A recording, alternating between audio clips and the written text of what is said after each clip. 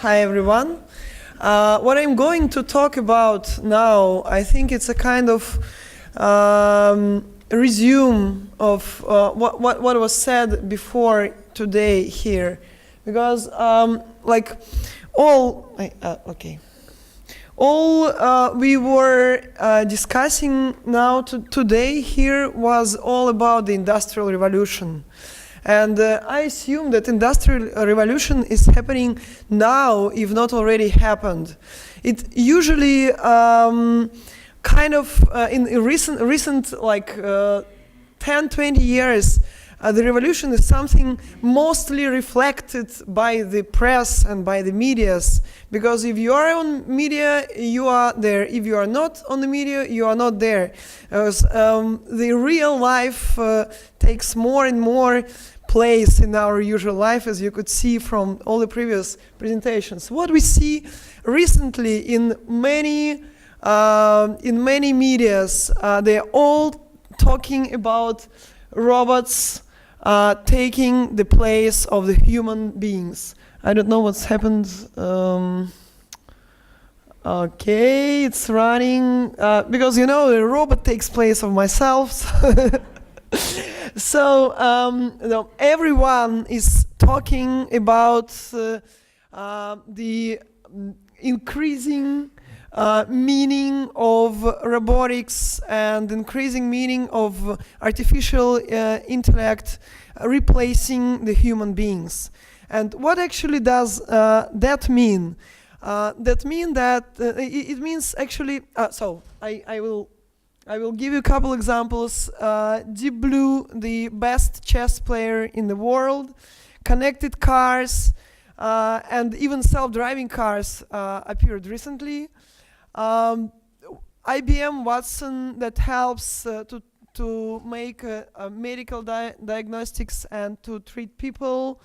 And even the example from, not even, of course, the example from Yandex. Yandex News generated 100% automatically. So this is the page. This is the most popular news page in Russia. It is created without any editorial involvement. So if you take top 10 newspapers by digital traffic in the world, and if someone would think about taking Yandex into consideration, it would take the 8th place by the number of users. And comparing to the others in this list, this is the only media that's only represented by what we call either artificial intellect or machine learning algorithms that collect data from different resources, that collect information, match it into articles, and put it on the relevant way for every user. So 0 editorial team and 23 million monthly readers.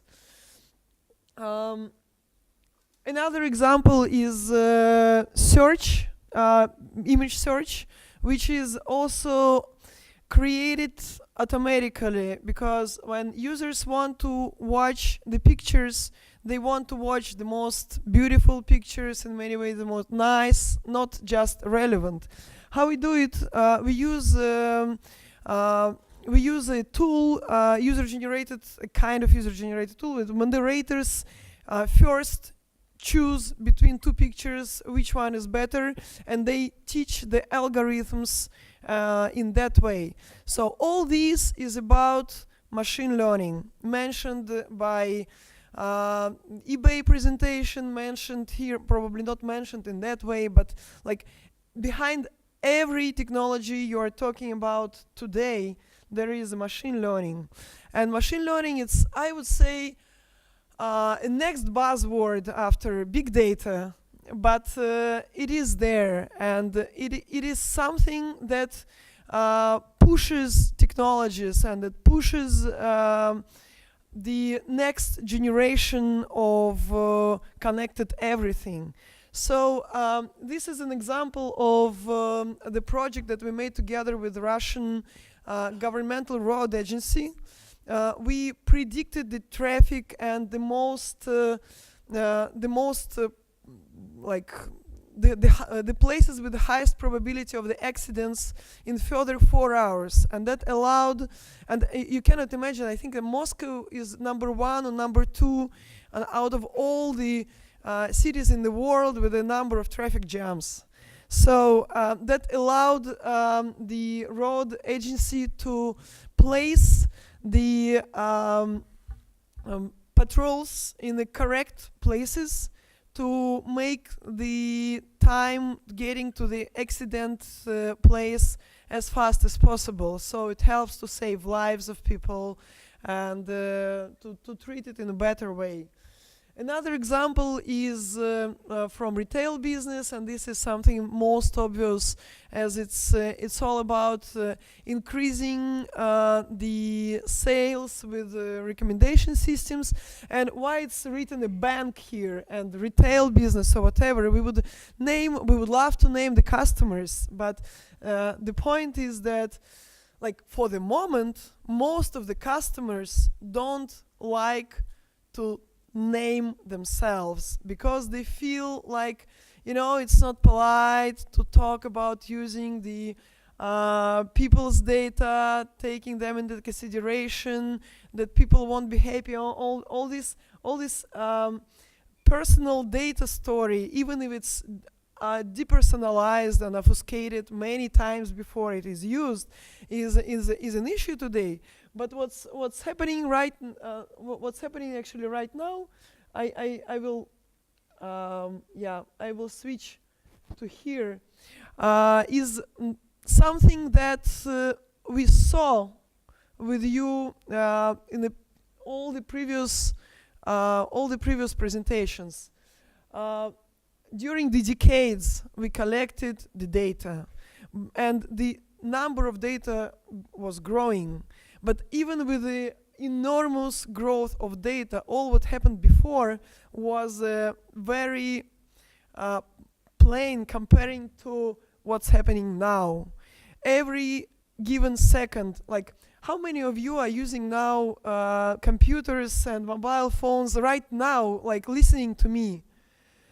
And that's absolutely fine. I do the same. Like, how many of you manage during the evening to watch a movie and just watch movie without answering SMS or chatting in Facebook or commenting the movie in some, I don't know, fun movie chats or whatever? I think, like, who? No one. We are at the table together with friends. And you got like you're in front of someone whom you haven't seen maybe for 2 years, and it's a good friend of yours. But at the same time, you've got SMS requests from WhatsApp, from Viber, from Messenger, some emails from the shops where from e-commerce portals where you made your shopping last week, and so on and so forth. We are generating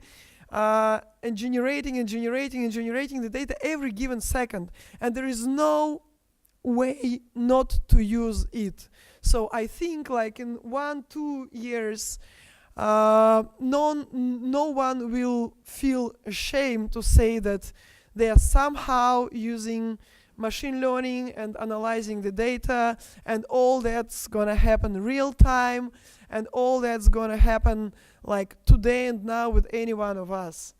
What we believe that any business, absolutely any business, which has enough data, that can make experiments with the data, that can allow themselves to make experiments, and that can take like all the action regarding the data will be automated, because human brain cannot perceive and analyze anymore such amount of data. We have no way but to use computers and artificial intelligence. So I could give like many other examples, but I believe that our conference today is all about the examples of what can be done with the end users and what can be done by businesses with data. So this is it, and any questions I'm happy to answer. Thank Thank you.